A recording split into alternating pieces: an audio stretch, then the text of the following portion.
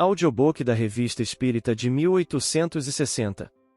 Setembro, item 2. O maravilhoso e o sobrenatural. Se a crença nos espíritos e nas suas manifestações representasse uma concepção singular, fosse produto de um sistema, poderia, com visos de razão, merecer a suspeita de ilusória. Digam-nos, porém, por que com ela deparamos tão vivaz entre todos os povos, antigos e modernos, e nos livros santos de todas as religiões conhecidas? Respondem os críticos, porque, desde todos os tempos, o homem teve o gosto do maravilhoso. Mas, que entendeis por maravilhoso? O que é sobrenatural? Que entendeis por sobrenatural? O que é contrário às leis da natureza? Conheceis, porventura, tão bem estas que possais marcar limite ao poder de Deus? Pois bem, provai então que a existência dos espíritos e suas manifestações são contrárias às leis da natureza, que não é, nem pode ser uma destas leis. Acompanhai a doutrina espírita e vede se todos os elos, ligados uniformemente à cadeia, não apresentam todos os caracteres de uma lei admirável, que resolve tudo o que as filosofias até agora não puderam resolver.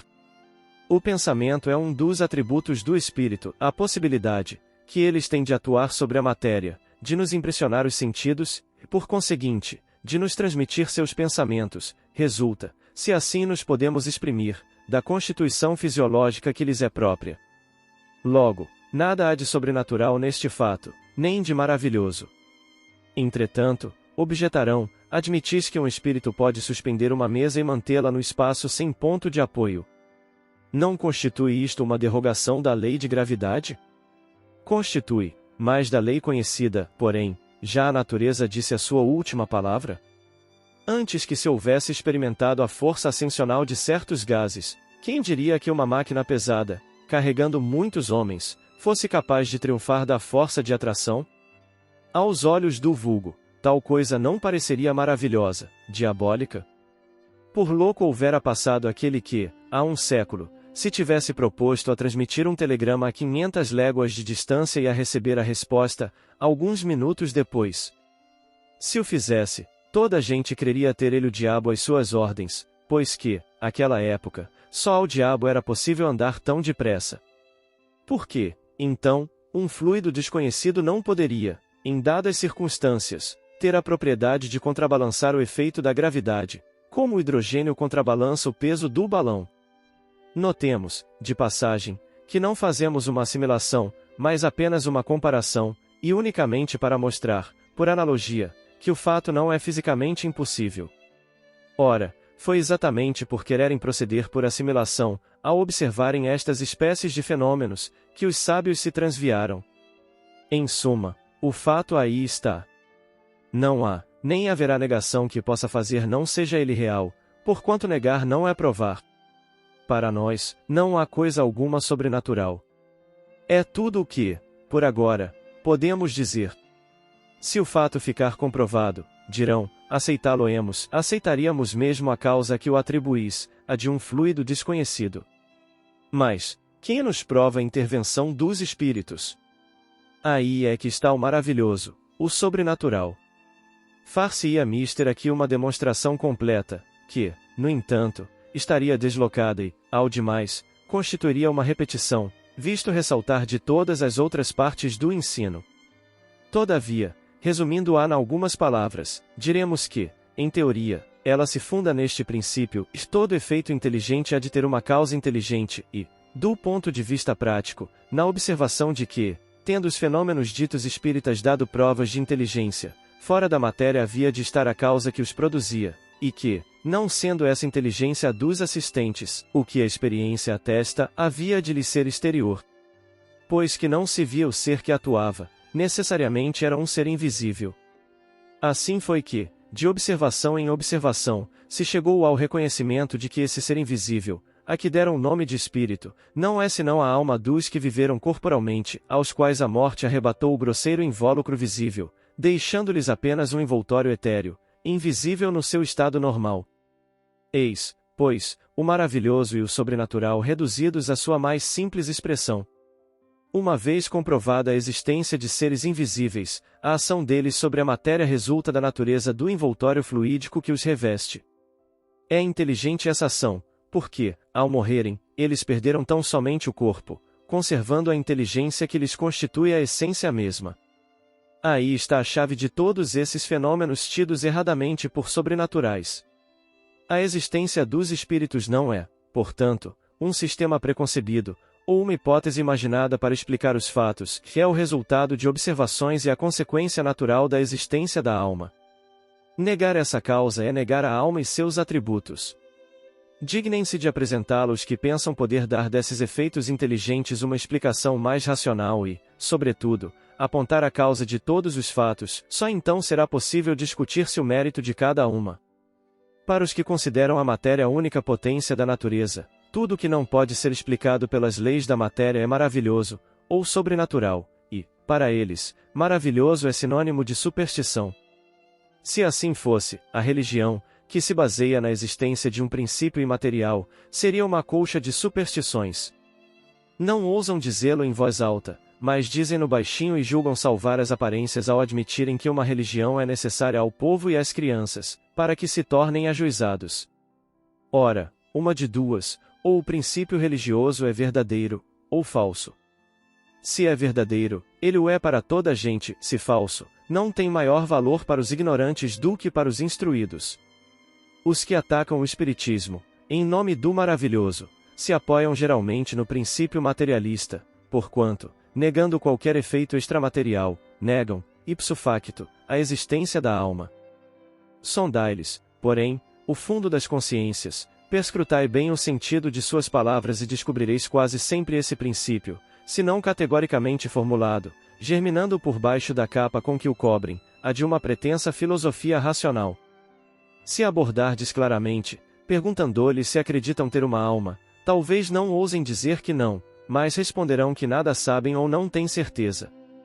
Lançando à conta do maravilhoso tudo o que decorre da existência da alma, são, pois, consequentes consigo mesmos, que não admitindo a causa, não podem admitir os efeitos. Daí, entre eles, uma opinião preconcebida, que os torna impróprios para julgar com lisura o espiritismo, visto que o princípio donde partem é o da negação de tudo que não seja material. Quanto a nós, dar-se-á aceitemos todos os fatos qualificados de maravilhosos, pela simples razão de admitirmos os efeitos que são a consequência da existência da alma. Dar-se-á sejamos campeões de todos os sonhadores, adeptos de todas as utopias, de todas as excentricidades sistemáticas.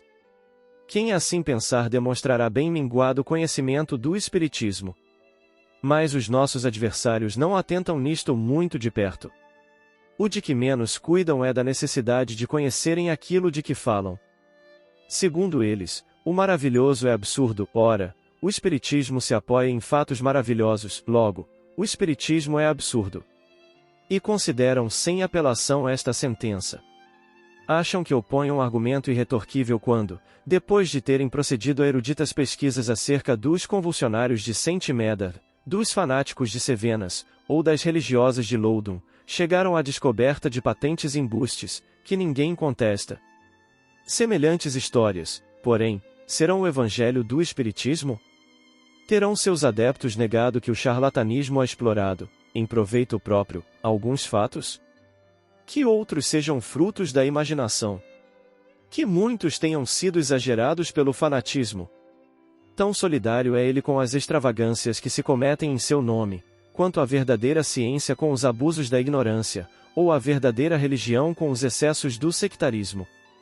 Muitos críticos se limitam a julgar do espiritismo pelos contos de fadas e pelas lendas populares que lhe são as ficções. O mesmo fora julgar da história pelos romances históricos, ou pelas tragédias. Em lógica elementar, para se discutir uma coisa, preciso se faz conhecê-la, porquanto a opinião de um crítico só tem valor quando ele fala com perfeito conhecimento de causa. Então, somente, sua opinião, embora errônea, poderá ser tomada em consideração. Que peso, porém, terá quando ele trata do que não conhece? A legítima crítica deve demonstrar não só erudição, mas também profundo conhecimento do objeto que versa, juízo reto e imparcialidade a toda a prova, sem o que, qualquer menestrel poderá arrogar-se o direito de julgar Rossini, e um pinta-monos o de censurar Rafael. Assim, o Espiritismo não aceita todos os fatos considerados maravilhosos, ou sobrenaturais. Longe disso, demonstra a impossibilidade de grande número deles e o ridículo de certas crenças, que constituem a superstição propriamente dita. É exato que, no que ele admite, há coisas que, para os incrédulos, são puramente do domínio do maravilhoso, ou por outra, da superstição.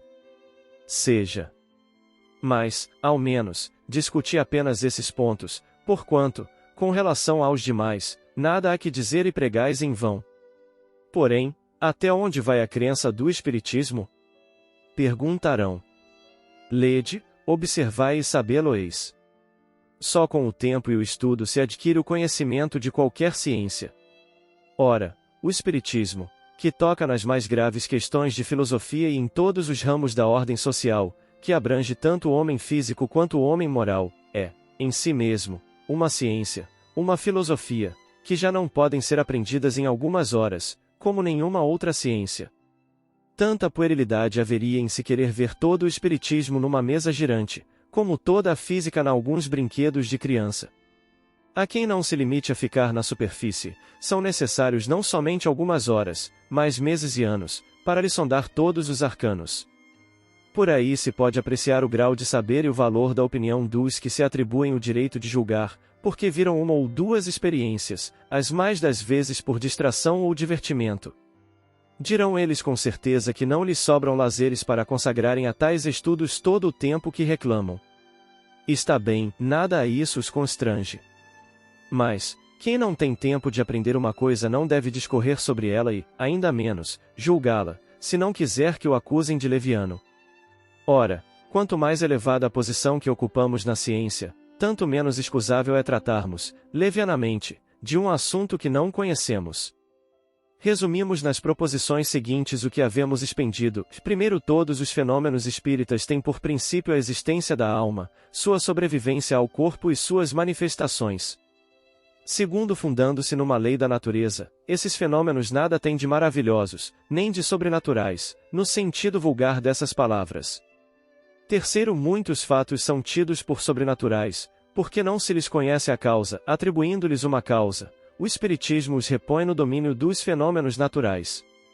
Quarto, entre os fatos qualificados de sobrenaturais, muitos a cuja impossibilidade o Espiritismo demonstra, incluindo-os em um número das crenças supersticiosas. Quinto, se bem reconheça um fundo de verdade em muitas crenças populares, o Espiritismo de modo algum dá sua solidariedade a todas as histórias fantásticas que a imaginação há criado.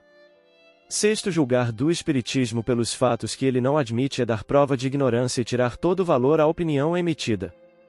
Sétimo, a explicação dos fatos que o Espiritismo admite, de suas causas e consequências morais, forma uma verdadeira ciência e toda uma filosofia, que reclama um estudo sério, perseverante e aprofundado. Oitavo.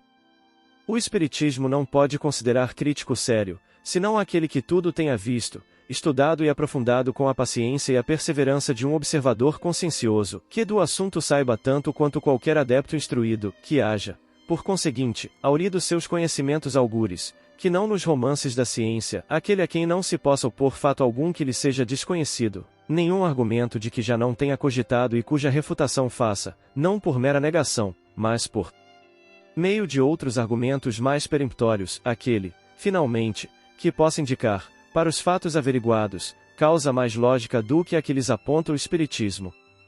Tal crítico ainda está por aparecer. Nem é preciso dizer que os críticos do maravilhoso, com mais forte razão, relegam os milagres para o âmbito das quimeras da imaginação. Algumas palavras a respeito, embora colhidas de um artigo precedente, encontram aqui seu lugar natural, e não será inútil lembrá-las, na sua acepção primitiva, e por sua etimologia, a palavra milagre significa coisa extraordinária, coisa admirável de ver. Mas, como tantas outras, esta palavra perdeu o sentido original e hoje se diz, segundo a Academia, de um ato do poder divino contrário às leis comuns da natureza. Tal, com efeito, a acepção vulgar, de modo que só por comparação e por metáfora a palavra se aplica às coisas vulgares que nos surpreendem, e cuja causa é desconhecida. Não entra de modo algum em nossas cogitações se Deus poderia julgar útil, em certas circunstâncias, derrogar leis por ele mesmo estabelecidas. Nosso objetivo é apenas demonstrar que os fenômenos espíritas, por mais extraordinários que sejam, não derrogam absolutamente essas leis, não têm nenhum caráter miraculoso, como não são maravilhosos ou sobrenaturais. O milagre não se explica, os fenômenos espíritas, ao contrário, explicam-se da maneira mais racional. Não são, pois, milagres, mas simples efeitos que têm sua razão de ser nas leis gerais. Outro caráter do milagre é o ser insólito, isolado. Ora, logo que um fenômeno se reproduz, por assim dizer, à vontade por diversas pessoas, não pode ser um milagre. Aos olhos dos ignorantes, a ciência faz milagres todos os dias. Eis porque, outrora, os que sabiam mais que o vulgo passavam por feiticeiros. E como acreditavam que toda a ciência sobre-humana vinha do diabo, eram queimados. Hoje, que estamos muito mais civilizados, contentamo-nos de os enviar para os hospícios. Se um homem, que se ache realmente morto, for chamado à vida por intervenção divina, haverá verdadeiro milagre, por ser esse um fato contrário às leis da natureza. Mas, se em tal homem houver apenas aparências da morte, se lhe restar uma vitalidade latente à ciência, ou uma ação magnética, conseguir reanimá-lo, para as pessoas esclarecidas ter-se-á dado um fenômeno natural, mas, para o vulgo ignorante, o fato passará por miraculoso. Lance um físico, do meio de certas campinas, um papagaio elétrico e faça que o raio caia sobre uma árvore, certamente esse novo Prometeu será tido por armado de diabólico poder, mas Josué, detendo o movimento do sol, ou, antes, da terra, eis o verdadeiro milagre, porquanto não conhecemos nenhum magnetizador dotado de tão grande poder, para realizar tamanho prodígio. De todos os fenômenos espíritas, um dos mais extraordinários, sem dúvida, é o da escrita direta, e um dos que demonstram da maneira mais patente a ação das inteligências ocultas, mas, pelo fato de o fenômeno ser produzido por seres ocultos, não é mais miraculoso que todos os outros fenômenos devidos a agentes invisíveis, porque esses seres ocultos que povoam os espaços são uma das forças da natureza, cuja ação é tão incessante sobre o mundo material, quanto sobre o mundo moral. Esclarecendo-nos quanto a essa força, o Espiritismo nos dá a chave de uma porção de coisas inexplicáveis, e inexplicadas por qualquer outro meio e que puderam, em tempos remotos, passar por prodígios. Assim como o magnetismo, ele revela uma lei, se não desconhecida, ao menos mal compreendida ou, melhor dizendo, da qual se conheciam os efeitos, porque se produziam em todos os tempos, mas não se conhecia a lei, e foi essa ignorância da lei que engendrou a superstição. Conhecida essa lei, o maravilhoso desaparece e os fenômenos entram na ordem das coisas naturais. Eis porque os espíritas não operam mais milagres fazendo girar uma mesa ou um morto escrever, do que o médico fazendo reviver um moribundo ou o físico fazendo cair o raio. Aquele que, auxiliado por essa ciência, pretendesse fazer milagres, ou seria um ignorante do assunto ou um charlatão. Os fenômenos espíritas, assim como os fenômenos magnéticos, devem ter passado por prodígio, antes que se lhes conhecessem a causa. Ora, como os céticos, os espíritos fortes, isto é, os que têm o privilégio exclusivo da razão e do bom senso, não creem que uma coisa seja possível desde que não a compreendem. Eis porque todos os fatos reputados como prodigiosos são objeto de suas zombarias, e como a religião contém grande número de fatos desse gênero, não creem na religião, e daí a incredulidade absoluta a apenas um passo. Explicando a maioria desses fatos, o Espiritismo lhes dá uma razão de ser. Ele vem, pois, em auxílio à religião, ao demonstrar a impossibilidade de certos fatos que, por não mais terem caráter miraculoso, não são menos extraordinários. Deus não é menos grande, nem menos poderoso por não ter derrogado suas leis. De quantos gracejos não foram objeto as levitações de São Cupertino? Ora, a suspensão no ar dos corpos pesados é um fato explicado pelo Espiritismo, deles pessoalmente fomos testemunha ocular, e o Sr. Home, como outras pessoas de nosso conhecimento, repetiram várias vezes o fenômeno produzido por São Cupertino. Assim, esse fenômeno entra na ordem das coisas naturais. No número dos fatos desse gênero deve-se colocar, em primeira linha, as aparições, por serem os mais frequentes. A de Salete, que divide o próprio clero, Para nós nada tem de insólita. Certamente não podemos afirmar que o fato ocorreu, pois não temos a prova material. Para nós, contudo, é possível, desde que milhares de fatos análogos recentes são do nosso conhecimento. Cremos neles, não só porque sua realidade foi por nós constatada, mas, sobretudo, porque nos damos conta perfeitamente da maneira por que se produzem. Queiram reportar-se à teoria que demos, das aparições, e verão que tal fenômeno se torna tão simples e tão plausível quanto uma porção de fenômenos físicos, que não são prodigiosos senão pela falta de sua chave. Quanto à personagem que se apresentou em Salete, é outra questão, sua identidade de modo algum foi demonstrada, apenas constatamos que pode ter havido uma aparição, o resto não é de nossa competência. A respeito, cada um pode guardar as suas convicções, com as quais o Espiritismo nada tem de se ocupar. Apenas dizemos que os fatos produzidos pelo Espiritismo nos revelam leis novas e nos dão a chave de uma porção de coisas que pareciam sobrenaturais. Se algumas delas que passavam por miraculosas, agora encontram uma explicação lógica, é motivo para não haver pressa em negar aquilo que não se compreende. Os fatos do Espiritismo são contestados por certas pessoas, precisamente porque parecem escapar à lei comum, e porque elas não os compreendem. Dá-lhes uma base racional e a dúvida cessará. Neste século onde não se poupam palavras, a explicação é, pois, um poderoso elemento de convicção. Assim, diariamente vemos pessoas que não testemunharam nenhum fato, que nem viram uma mesa girar, nem um médium escrever, e que estão tão convencidas quanto nós, unicamente porque leram e compreenderam.